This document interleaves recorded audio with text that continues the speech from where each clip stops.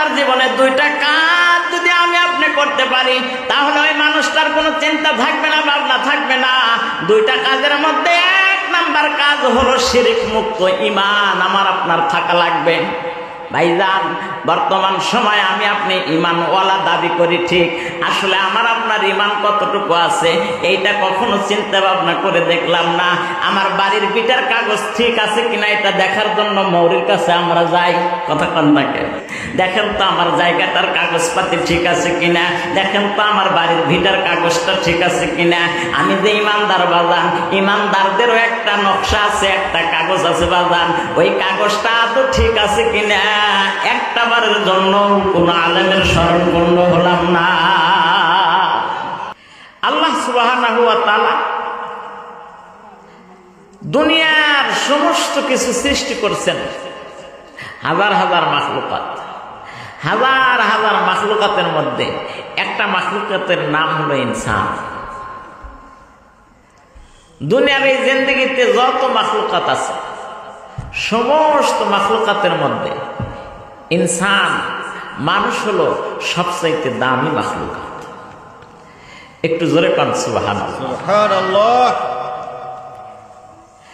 মানুষ হলো সবচাইতে দামি মাখলুকাত। আমাকে আর আপনাকে দুনিয়ার সমস্ত মাখলুকাতের মধ্যে এত দামি কেন করা হলো? শ্রেষ্ঠত্ব কেন করলে? অথচ শক্তির দিক দিয়ে আমরা দুর্বল। আমরা খাবার গ্রহণ করেও কম পরিমাণের, আমাদের তুলনায় হিংস্র প্রাণীগুলা বেশি খায়া থাকে, আমাদের তুলনায় জঙ্গলের হিংস্র প্রাণীদের শক্তিও বেশি। শ্রেষ্ঠত্ব তাদের দেবার কথা ছিল, কিন্তু আমাদের দিলেন কেন?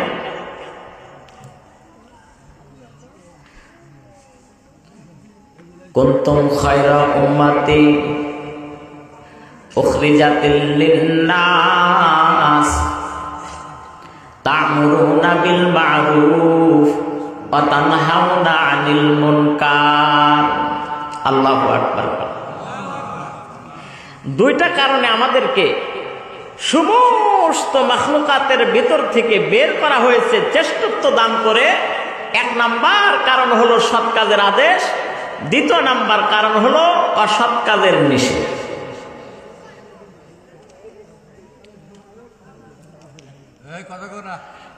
এই দায়িত্ব আর এই কর্তব্য 1,26,000 পয়গাম্বরের উপরে ছিল। 1,26,000 পয়গাম্বরের উপরে দায়িত্ব ছিল। তেনারা তেনাদের কওম, তেনাদের জাতিদেরকে হাতে ধরে পায়ে ধরে মাথার মধ্যে আদর দিয়ে পিঠের মধ্যে আদর করে বুঝাইছে আর জানাইছে, শোনো, সৎ কাজের প্রতি আগ্রহী ভাবে জীবন যাপন করো, অসৎ কাজ থেকে বিরত থাকবার জন্য চেষ্টা করো। এই ফিকির শুধু তেনারা মৌখিকভাবে জবানের দ্বারা করেনি, সারাদিন মাঠে ঘাটে ফ্যাক্টরিতে মানুষের কাছে এই ফিকির করেছেন, আর গভীর রজনীতে মালিক আল্লাহর দরবারে মোনাজাতে কান্না করেছেন।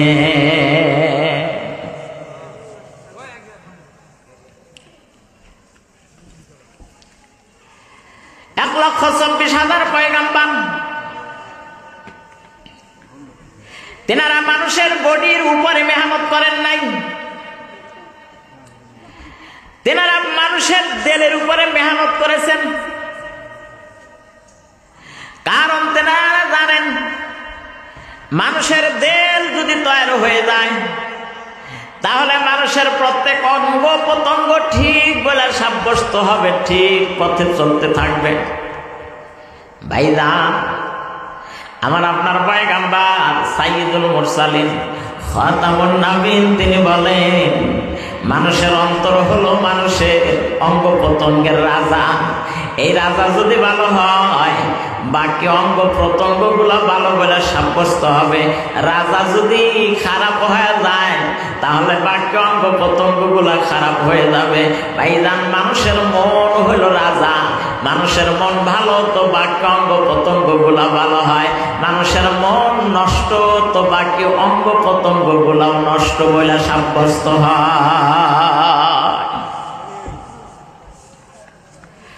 তাহলে আল্লাহ সুবহানাহু ওয়া তাআলা আমাকে আর আপনাকে হাজার হাজার মাখলুকাতের মধ্যে শ্রেষ্ঠত্ব দান করলেন দুইটা কারণে।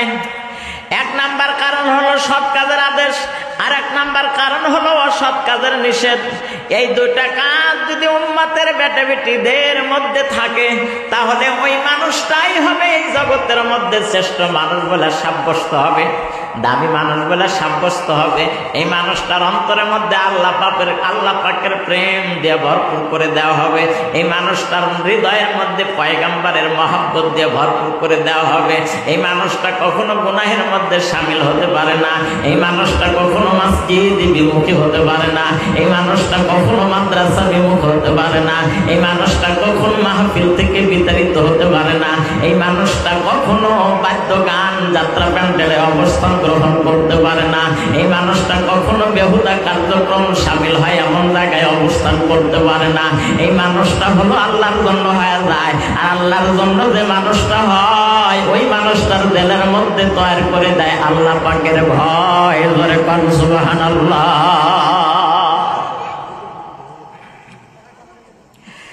এ মুসলমান ভাইজান, আল্লাহ সুবহানাহু ওয়া তাআলা আরো সুন্দর করে জানায় দেন, আলা ইন্না আউলিয়া আল্লাহি লা খাউফুন আলাইহিম ওয়ালা হুম ইয়াহজানুন। আরেকটু জোরে বলেন আল্লাহু আকবার, আর জোরে বলেন আল্লাহু আকবার। ভাইজান, আল্লাহ সুবহানাহু ওয়া তাআলা আরো সুন্দর করে বয়ান করলেন, আলা ইন্না আউলিয়া আল্লাহি লা খাউফুন আলাইহিম ওয়ালা হুম ইয়াহজানুন। যারা আল্লাহওয়ালা হয় এই মানুষগুলোর মধ্যে থাকে না দুনিয়ার কোনো ভয়। এই মানুষগুলার ভেতর থেকে আল্লাহ পাক ইহ জগতের চিন্তা এবং পরজগতের চিন্তা আল্লাহ পাক দূর করে দেন। সকলেই বলেন সুবহানাল্লাহ। তাহলে এখন কথা হলো, আল্লাহওয়ালা হওয়া যায় কি করে? আল্লাহওয়ালা হওয়ার জন্য কালামে পাকের মধ্যে দুইটা কথা উল্লেখ করা হয়েছে। কোন ব্যক্তি যদি ইচ্ছা পোষণ করে আমি আল্লাহওয়ালা হব, ওই মানুষটার কাজ করা লাগবে দুইটা। আমার কথা বুঝে থাকলে আপনারা বলেন, আল্লাহওয়ালা হবার জন্য কাজ কয়টা করা লাগবে? আর একটু জোরে বলেন, কয়টা করা লাগবে? আল্লাহওয়ালা হবার জন্য কাজ করা লাগবে দুইটা। কোন ব্যক্তি যদি আল্লাহওয়ালা হয় তাহলে তার লাভ কি হবে বাজান? তার লাভ হবে দুনিয়াদারি নিয়ে তার কোনো টেনশন থাকবে না। খাওয়া পড়া চিকিৎসা বাসস্থান সব কিছু আল্লাহ পাকের পক্ষ থেকে বন্ধ ব্যবস্থা করে দিবে।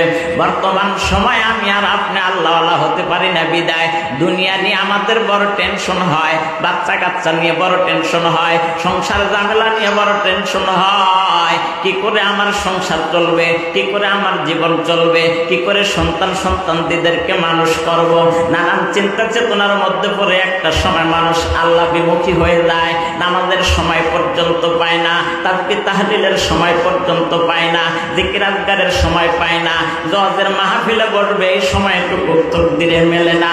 ভাইজান, আহকামুল হাকিম রব্বুল আলামিন বলেন, এই মানুষটার অন্তর তখন দুনিয়ার মায়াজালের মধ্যে আবদ্ধ হয়ে যায়। মায়াজালের মধ্যে আবদ্ধ হবার কারণে আল্লাহ সন্তুষ্ট হয়, এমন কাজ থেকে বিমুখ হয়ে যায়। মুসলমান ভাইজানেরা আমার, বাবাজিরা আমার, এই জন্য আল্লাহওয়ালা হতে চাইলে আমার আপনার জীবনে দুইটা কাজ যদি আমি আপনি করতে পারি তাহলে ওই মানুষটার কোনো চিন্তা থাকবে না, ভাবনা থাকবে না। দুইটা কাজের মধ্যে এক নাম্বার কাজ হলো শিরক মুক্ত ঈমান আমার আপনার থাকা লাগবে। ভাইজান, বর্তমান সময়ে আমি আপনি ঈমানওয়ালা দাবি করি ঠিক, আসলে আমার আপনার ঈমান কতটুকু আছে এইটা কখনো চিন্তা ভাবনা করে দেখলাম না।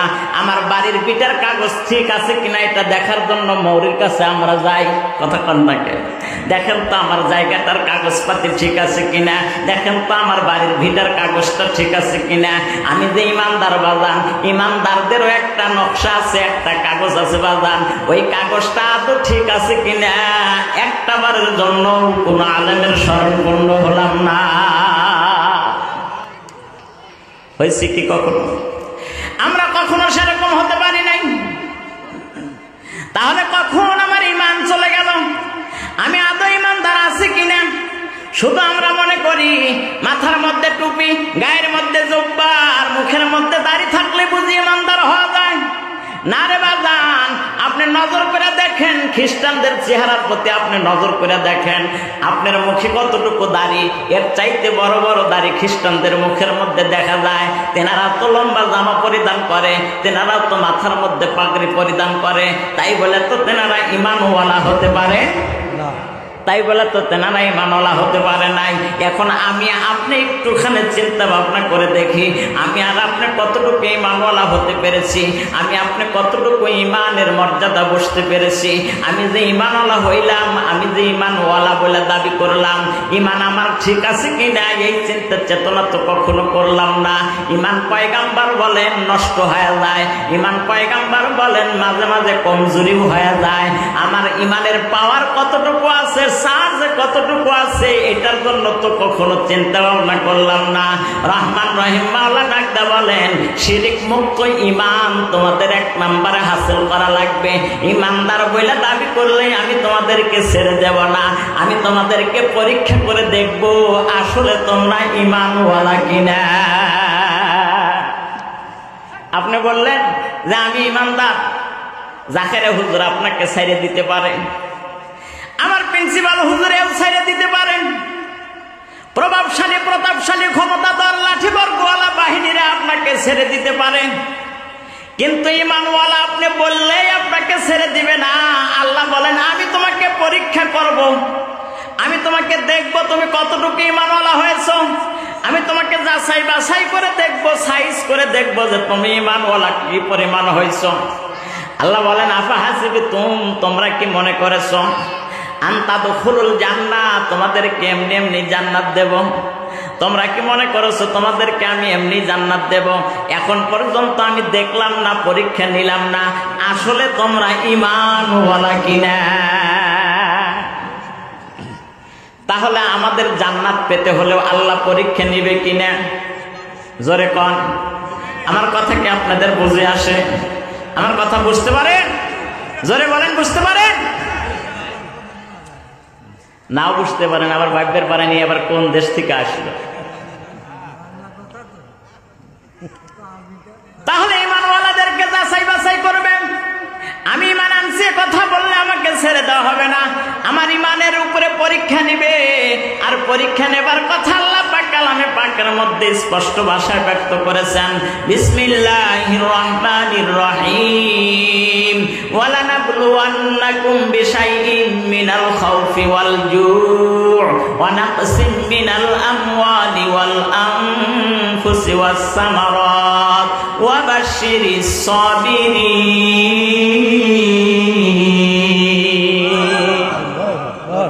আল্লাহ পাক স্পষ্ট করে এখানে ব্যক্ত করেছেন আমি তোমাদেরকে পরীক্ষা নেব।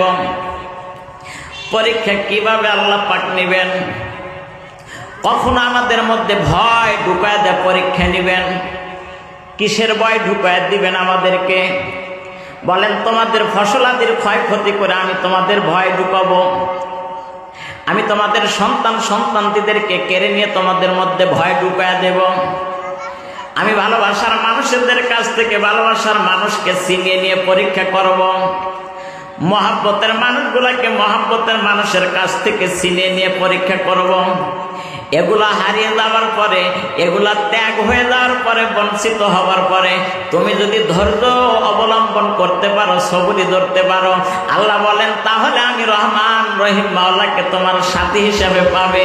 বলেন বাজান, আল্লাহ যদি আমার আপনার সাথী হয় আর কি কোনো চিন্তা থাকে? আর কোনো চিন্তা থাকে না বাজান। এই জন্য আল্লাহ পাককে আমাকে আপনাকে সাথী হিসেবে পেতে হবে। আল্লাহ পাককে সাথী হিসেবে পাইতে গেলে 2 নাম্বার কাজ।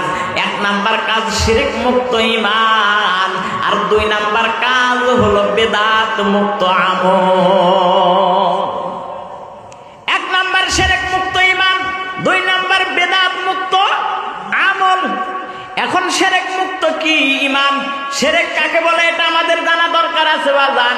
শিরক কাকে বলে, শিরকের প্রকার কি রকম, শিরক কত প্রকারের হতে পারে এটা আমাদের জানা দরকার আছে। আজকে আমি আপনাদের সামনে সে ব্যাপারে যেতে পারবো না, আমার লম্বা চওড়া কোনো সময় আজকে হবে না বাজান, কারণ প্রধান মেহমান আসছেন, উনি সকাল সকাল আপনাদের সামনে আসবেন। আমি সংক্ষেপে শুধু আপনাদেরকে দৃষ্টি আকর্ষণ করছি, আপনারা মাহফিলটাকে আলোচনার জন্য সুন্দর করে দেন ভাইজান। তাহলে শিরক মুক্ত ঈমানের কথা আমি আপনাদের সামনে অন্য সময় আলোচনা করব। আর একটা হলো বেদাত মুক্ত আমল। বেদাত কাকে বলা হয়? বেদাত এটা শীতের দিনে গায়ে দেয় নাকি গরমের দিনে টানায় শুয়ে থাকে? কথা কর না কেন? বেদাত আমরা অনেকে বুঝি না, খালি কয় বেদাত বেদাত বেদাত। বেদাত কি? বেদাত কি এটা আমাকে আপনাকে জানতে হবে, বুঝতে হবে। আর আমরা যেটা জানলাম শুনলাম কিন্তু বুঝলাম না, এ ব্যাপারে কোনোদিন হুজুরের কাছে এসে জিজ্ঞাসা করলেন না যে খালি বেদাত বেদাত করেন, বেদাত কি? কথা কন না কে? বেদাত হলো যেটা রাসূল করে নাই, সাহাবায়ে কেরাম করে নাই, তাবে তাবিন করে নাই, খোলাফায়ে রাশিদিন করে নাই, ইবাদতের মধ্যে নতুন করে কোনো কিছু ঢুকানো হয়েছে, এটার নাম হলো বেদাত। মনে রাখবেন, একটা হলো ইবাদতের জন্য, আর একটা হলো ইবাদতের মধ্যে। ইবাদতের জন্য কি? এই যে এখানে বয়ান হইতেছে, বয়ান চলতেছে, এটা একটা ইবাদত, নফল ইবাদত। এই ইবাদতের জন্য মাইকিং সাউন্ড সিস্টেমের বন্ধ ব্যবস্থা করা হয়েছে, লাইটিং এর বন্ধ ব্যবস্থা করা হয়েছে, পর্দার বন্ধ ব্যবস্থা করা হয়েছে। এসব হলো ইবাদতের জন্য। ইবাদতের জন্য যেটা করা হয় সেটা বেদাত নয়, ইবাদতের মধ্যে যেটা করা হয় সেটা বেদাত। সংক্ষেপ কথা আপনাদের কাছে বলতেছিলাম বাজান, শিরক মুক্ত ঈমানদার যদি কোনো ব্যক্তি হয় আর বেদাত মুক্ত আমল যদি কোনো ব্যক্তি করতে পারে, ভাইজান রহমান রহিম আল্লাহ ডাক দিয়ে বলেন জান্নাতুল ফিরদাউসি নুজুলা, তাকে জান্নাতের সর্বোচ্চ আসনের মালিক বানায় দেওয়া হবে। জোরে বলেন না সুবহানাল্লাহ। এ মুসলমান ভাইজান, জান্নাতের উচ্চ আসনটা কেমন করে পাওয়া যাবে? জান্নাতের উচ্চ আসনটা পাওয়া যায় 2টা কাজ করতে পারলে। সৎ কাজের আদেশ আমার মধ্যে থাকতে হবে, অসৎ কাজের নিষেধ তোমার মধ্যে থাকতে হবে। সৎ কাজের আদেশ, অসৎ কাজের নিষেধ যদি আমার আপনার মধ্যে থাকে, তাহলে আমি আপনি দামি মানুষ বলে সাব্যস্ত হতে পারবো, আমি আপনি জান্নাতের উচ্চ মাকামের জায়গাটা পেতে পারবো। ভাইজান, এই দুনিয়ার জিন্দেগির মধ্যে 1,24,000 পয়গাম্বার এসেছেন, 1,24,000 পয়গাম্বার মানুষের দিলের মধ্যে মেহনত করেছেন। উদ্দেশ্য ছিল একটা, দিল যদি কোনো ব্যক্তির তৈরি হয়ে যায়, ওই মানুষটা আর কোনো খারাপের দিকে ধাবিত হতে পারে না। দিল যদি কোনো ব্যক্তির ভালো হয়, ওই মানুষটা কখনো আল্লাহ পাকের নাফরমানি করতে পারে না। এই জন্য দেখবেন সমাজের অনেক মানুষ আছে বলে নামাজ না পড়লে কি হবে, আমার মন ভালো আছে। দিল যদি কোনো মানুষের তৈরি হয়ে যায়, ওই মানুষটার কোনো চিন্তা থাকবে না, ভাবনা থাকবে না, সকল চিন্তা ভাবনা আল্লাহ পাক দূর করে দিবেন। এটা নবীদের উদ্দেশ্য, নবীদের সিস্টেম ছিল এরকম। প্রত্যেকটা নবী মানুষের দিল তৈরি করেছেন, কারণ দিল তৈরি হইলে মানুষটা আল্লাহওয়ালা হয়ে যায়। দিল তৈরি হতে পারলে মানুষটা দিনমুখী হয়। বর্তমান সময় আমরা দিলের উপরে মেহনত করি না, আমরা বডির উপরে মেহনত করি। কথা কন, আমরা বডির উপরে মেহনত করি। আমার পোশাকটা কেমন পরলে আমাকে স্মার্ট দেখায়, আমি কেমন করে ম্যাচিং করে পোশাক পরলে আমার ভালো দেখায়, এই চিন্তা চেতনা আমি করি। কিন্তু অন্তরটা যে একেবারে গুনায় গুনায় জর্জরা হয়ে গেছে সেটা দেখে না। কবি বলেন কালিমা খায় না দ্বারা মুখ দেখা যায় না, হৃদয় ভরা পাপ নিয়ে খোদার দিদার হয় না। কালিমা খায় না দিয়া যেমন চেহারা দেখা যায় না, হৃদয় ভরা পাপ নিয়ে ঠিক আল্লাহ পাকের দিদার হয় না।